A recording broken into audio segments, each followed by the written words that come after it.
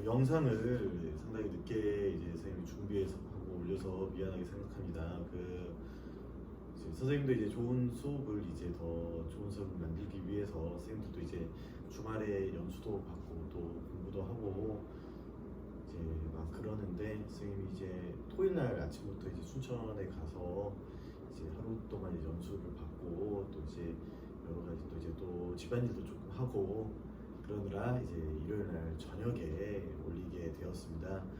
이 영상은 선생님이 이제 시험 보기 일주일 전, 그 저번 주죠. 저번 주에 진행했던 부분이 조금 빠르게 이제 진행이 돼서 그렇게 이제 시험에 많이 이제 나오지는 않지만 그래도 여러분이 많이 불안해할 것 같아서 올리는 영상입니다. 그래서 여러분 그냥 시험 보기 전에 한번 이제 불안한 마음을 달래는 정도로 그냥 가벼운 마음으로 이제 볼 사람들은 보라고 영상을 올려서 이제 유튜브에 올릴 생각입니다.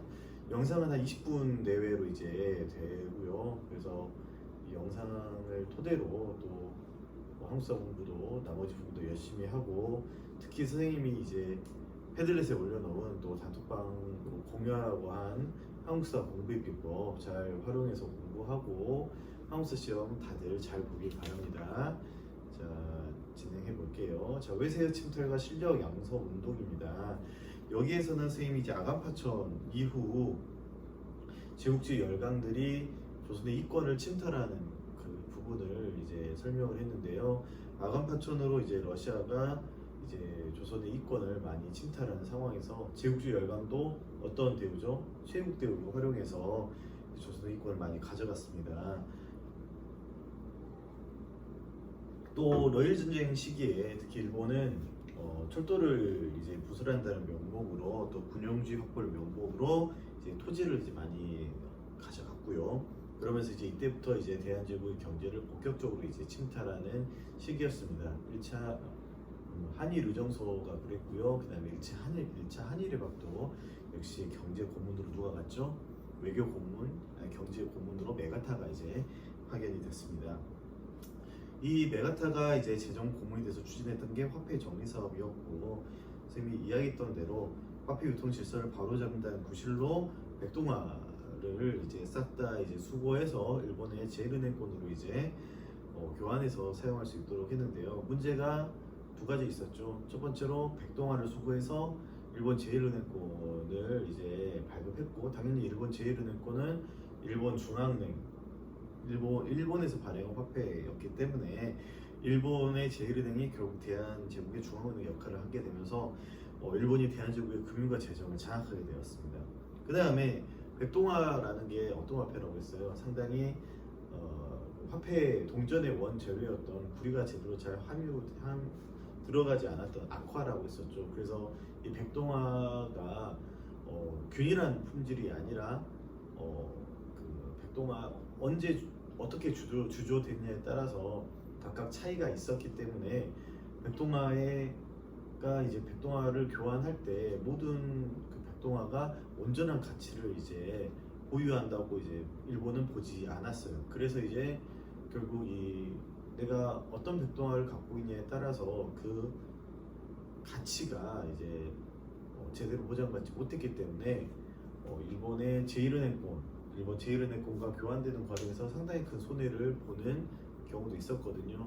어떤 경우는 이제 뭐 반틈만 가치를 보존받거나 또는 어떤 경우는 아예 교환이 거부되는 상황도 있었고, 특히 이 사실을 많이 알았던 이 사실을 빠르게 알았던 일본 상인들 대신에 조선 상인들에게 큰 피해를 이제 보게 되었죠. 그러면서 이제 화폐가 이제 이렇게 교환되는 과정에서 시중의 화폐가 제대로 유통되지 않아서 화폐 부족 현상인 전황이라는 게 이제 발생되었다는 거까지 우리가 이야기를 해보았습니다. 그 다음에 일본이 대한제국에 막대한 차관을 이제 강요하게 되면서 조선은 1,300만 원에 대한 엄청나게 큰 빚을 이제 지게 되었는데요. 사실 일본은 이제 조선을 개혁해야 한다, 너네들 개혁하라는 이제 명분으로 이제 조선에게 이제 많은 돈을 강제로 이제 빌려줬고, 조선은 이 돈을 받아서 이제 근대 시설을 만드는데 사실 요거는 식민지와의 토대를 닦기 위한 경찰기구 확장이나 각종 시설, 식민지를 만들 때 필요한 기반 시설을 만드는 데 활용이 됐었던 거죠. 그 다음에 동양척식 주식회사가 1908년에 만들어졌고, 이 동양척식 주식회사에서 조선의 땅과 자원을 수탈하고 이들이 이제 관리를 하면서 일본인들이 조선으로 넘어올 때 헐값으로 이제 땅을 넘겨주고 일본인들이 농업 이민을 제대로 이제 할 수 있도록 이제 도와주는 거죠. 이런 이제 외세의 경제적 침략에 맞서서 조선 상인들도 활동을 해 나갑니다. 개항 이후 이제 외국 상인들의 침탈로 인해서 조선 상인들은 근대적인 상회사를 만들었죠. 교동상의 장통상가 대표적입니다. 그 다음에 금융기관도 이제 설립했습니다. 한성은행, 대한천일은행. 그 다음에 시전 상인들이 한국중앙총상회를 조직해서 외국 상인의 불법 행위를 막고 상권 수운동을 실시했습니다. 대한제국이 추진했던 상공업 진흥 정책 뭐가 있어요? 식산흥업 정책 기억나죠? 직접 회사를 설립하면서 아주 적극적으로 이제 진행을 했지만 사실 이제 황실 재정도 많이 부족했고 관리들의 부정부패로 큰 성과를 거두지 못합니다. 자, 일본의 차관 강요로 인해서 대한민국 재정도 악화됐었죠. 그래서 국민이 성금을 모아서 빚을 갚고 국권을 지키자는 국채보상 운동이 일어났습니다. 김광재 서산동이 발의해서 대구에서 시작되었고 지식인뿐만 아니라 여성과 상인들 각계각층의 호응을 얻었죠. 그래서 국채보상 기성회가 한성에서 조직됐고 언론기관이 이제 모금도 주도했어요. 대표적으로 대한베이시보가 있었죠. 담배 끊기와 음주 절제로 성금을 내자는 운동들이 일어났고 그리고 이제 또 부녀자들이 폐물을 모아서 성금을 기부하게 되었습니다. 통일된 지휘 체계가 부족했고 일제 탄압으로 인해서 실패했었죠. 그래서 목적을 이루지 못해서 중단됐고 이 돈은 소리소문 없이 어떤 사라졌다고 했는데 아마 총독부 쪽으로 흘러가지 않았을까, 일제에게 넘어갔지 않았을까 사람들이 추측을 하고 있습니다. 애국개몽운동 단체들의 활동을 볼까요? 사회진화론 쌤이 이 부분 깊게 생각을 했었죠. 프레임을 깨라, 그렇죠? 경쟁 중심 또는 1등 경쟁만이 인류를 발전시킨다라는 이 프레임을 벗어나야 된다고 이야기를 했었죠. 그래서 공동체를 만드는 데 있어서 그렇죠? 인간은 자연의 생명체처럼 다인이 이야기했던 것처럼 적자 생존 야육강식으로 발전했다기보다는 어때요? 사회 진화론, 이 진화론적인 생각이 이러한 진화론적인 생각이 사회주의 진화론으로 나왔고 이 사회 진화론이 뒷받침한 그러니까 사상 또는 정치 체제가 이제 제국주의거든요. 그래서 결국 이제 제국주의 열강이 지배하는 이 국제 정세에서 결국 환경에 적응해서 약육강식에서 이제 환경에 적응해서 결국 약육강식의 어쩌면 아비규환 속에서 승리를 거둬서 생존을 도모해야 한다라고 이제 개화파들은 이야기를 했었고 결국 이 개화 지식인들은 그렇기 때문에 우리가 빨리 개혁해서 강해져야 된다. 부국강병 자강의 논리로 이 사회 진화론을 활용을 했었습니다. 그래서 실력 키워서 이제 국권을 수호하자라고 하면서 여러 정치와 사회 단체를 조직했고 이게 어때요? 선생님이 어떻게 이야기했죠?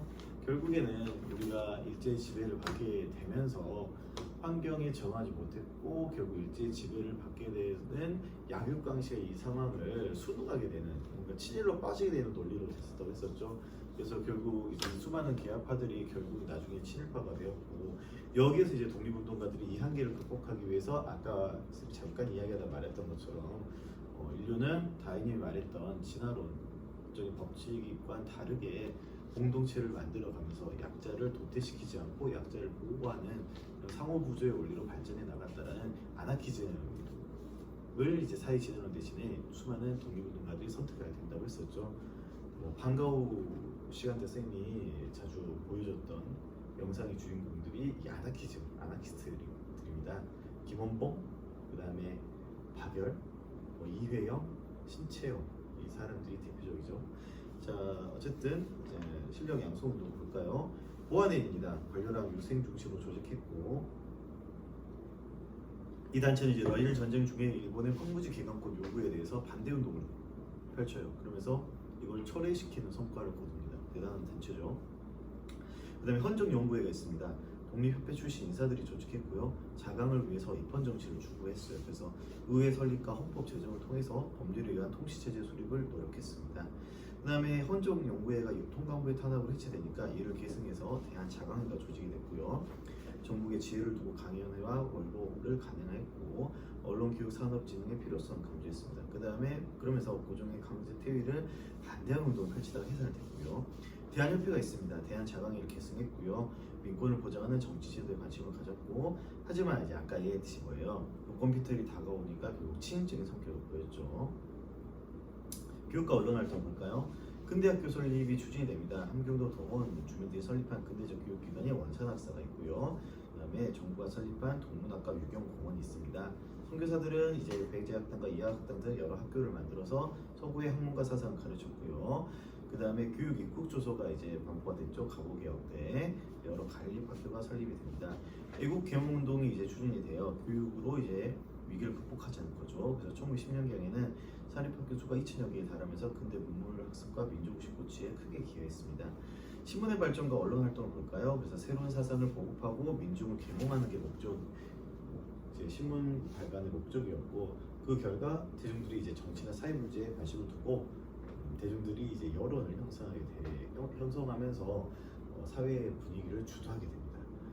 애국개몽 운동가들이 다양한 신문을 발행해서 이제 민중을 계몽시켰고, 특히 또 나오죠. 대한매일신보가 있습니다. 그래서 국제보상운동을 주도했고, 의병투쟁 소식을 알렸고, 일제침략상을 폭로하고, 그러면서 이제 일제침략상을 폭로하고, 이를 계기로 또 이제 민족의식을 고취시키는 역할을 했습니다.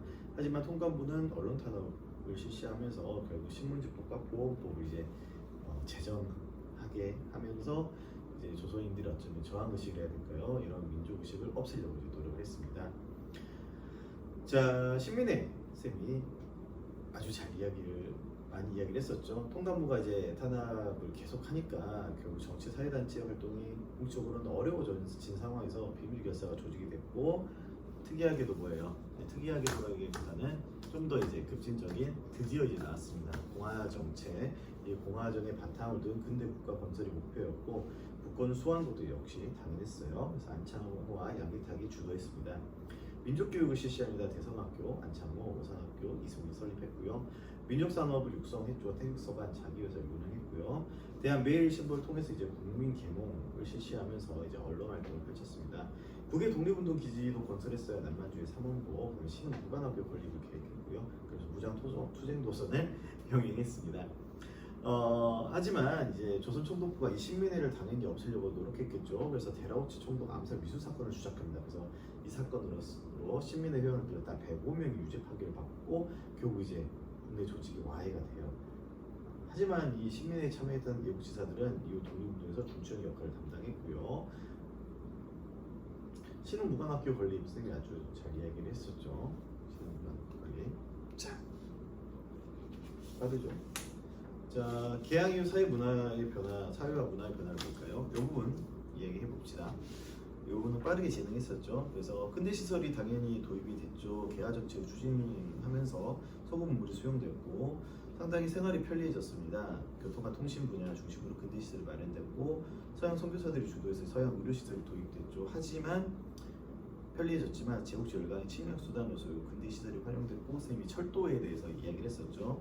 대부분 일본에 의해서 만들어졌고, 이 철도를 만드는 과정에서 조선인들은 땅을 이제 가져갔고, 민중의 저항을 받았고, 그러면서 이제 일제가 병력을 수송하는 수단, 그 다음에 조선인 물자를 빼앗아가는 수단으로 활용됐다고 했었죠. 서구 문물이 수용됩니다. 특히 의식주 생활이 변화했어요. 그래서 서양식 제복이 관복으로 도입됐고, 그 생활에서 양반과 평미를 구별하는 옷차림도 사라졌죠. 그래서 단발과 양장이 확대됐습니다. 상류층 중심으로 이제 식문화에서는 커피와 서양 음식이 이제 즐겨졌고요. 중국 음식점, 그 다음에 일본 어묵 우동이 들어왔습니다. 주거지에서는 이제 다양한 서양식 건물이 지어지고, 일본식 목조관과 중국식 벽돌 건물도 등장했어요.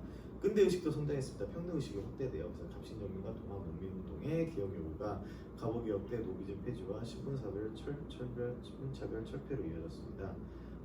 서구사상과 학문이 들어오면서 또 근대교육이 실시되면서 이것이 더욱 확대됐고요. 평등 의식이 여성의 사회의식도 성장합니다. 여성의 청정 노동 교육권을 주장하는 여권 토론이 발표됐고요.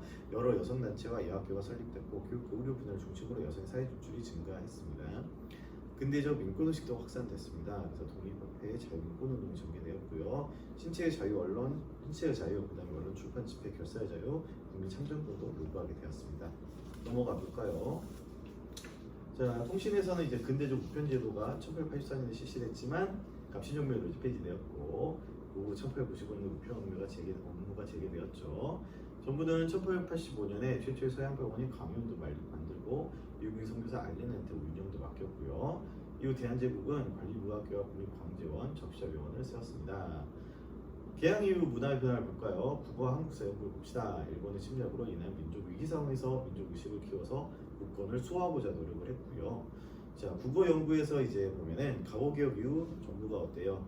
공문서에 국어랑 한자, 그러니까 한글과 한자를 함께 혼용했죠. 국한고 혼용이라고 합니다. 민간에서는 순한글 신문 발행했죠. 독립신문 있잖아요. 그 다음에 국문연구소가 만들어졌는데 이거 정부가 설립했어요. 그래서 국어와 국문을 정리했고 대표적으로 주시경과 지석영이 있습니다. 그 다음에 이 주시경 우리 잘 알고 있죠. 우리 글에 한글이라는 이름을 붙이고 띄어쓰기를 정립해서 한글을 이론적으로 체계시켰고요. 한국사 연구를 볼까요? 근대 역사학의 토대를 마련한 사람은 박은식과 신채호가 있습니다. 신채호는 특히 역사를 읽는 새로운 방법, 독사 심론을 집필했고요. 그러면서 왕조 중심의 역사를 넘어서 민족주의 역사학에 나아갈 방향을 제시했습니다. 그러면서 이제 민족 영웅들의 전기를 저술했고요. 대표적으로 이순신을 지원도 있습니다. 한국의 위기 속에서 이제 교훈을 얻고자 월남, 만국사, 미국 독립사, 이태리 공국, 상골정화 같은 외국 흥망사들이 번역이 됐고요. 종교개혁 변화를 볼까요? 유교에서는 이제 박은식이 유교 구신론을 써서 유교 개혁을 시도했고요. 당시 일본 불교가 이제 들어온 상황에서 한용운 등이 불교에서 자율성을 회복하기 위해서 노력했습니다. 동학의 1대 교주는 최재우, 2대는 최시영, 3대는 손병이죠. 그래서 교단을 정비해서 손병이가 천도교로 이제 개칭하고 계몽운동을 전개해 나왔고요. 고성 사람 나철이 당군신앙 바탕으로 이제 대종교를 만들었고요. 그래서 만주에서 무제한 독립전쟁을 벌였습니다. 양론과 고항과 같은 이제 사회복지 시설을 이제 설립해서 천주교도 선교 활동에 적극적으로 나섰고요. 그다음에 개신교도 교육과 의료 사업을 통해서 선교 활동을 실시했습니다. 천주교와 개신교 교리는 신분제 타파와 양성평등에 큰 영향을 주었습니다. 자, 이렇게 선생님이 또 마지막 수업했던 부분 간단하게 정리를 해 주었는데요. 여러분이 수행평가 여파도 있고, 그다음에 막판에 또 이제 기말고사 준비하고 그러고 밤새 막 기말고사 준비하고 피곤하고, 그다음에 선생님 이제 마지막 이제 좀 이제 진도를 이제 다 끝내야 되는 상황에서 좀 빠르게 이제 수업이 진행이 돼서 이 3박자 때문에 여러분이 이제 수업이 뭔가 잘 머릿속에 안 들어왔을 수도 있을 것 같아서 보충 영상을 한번 찍어봤습니다. 보충 영상 그렇지만 뭐 이게 뭐라고 해야 될까요? 이걸 꼭 봐야 되는 뭐 그런 것도 아니고, 그냥 혹시나 이제 마지막 차시 수업이 뭔가 아쉬웠다 하는 친구들을 위해서 다시 한번 찍어준 영상이니까요. 혹시나 이제 맘 편히 그냥 이쪽 부분 다시 한번 볼 친구들은 맘 편히 영상 수강해 주고요. 중요한 건 이제 한국사 공부의 비법 여러분 잘 보시기 바랍니다. 한국사 공부의 비법 잘 보고요. 시험 문제는 정말 쉽습니다. 선생님 이렇게 또 영상도 찍어주고 한국사 공부의 비법 팁도 이제 올려줬으니 좋은 성적이 나오리라 믿어 의심치 않습니다. 자, 여러분 그래서 어쨌든 당장 이제 화요일 날 시험인데 시험 잘 보고 이제 기말고사 잘 마무리해서 1학기도 즐겁게 행복하게 마무리하길 바랍니다. 자, 안녕.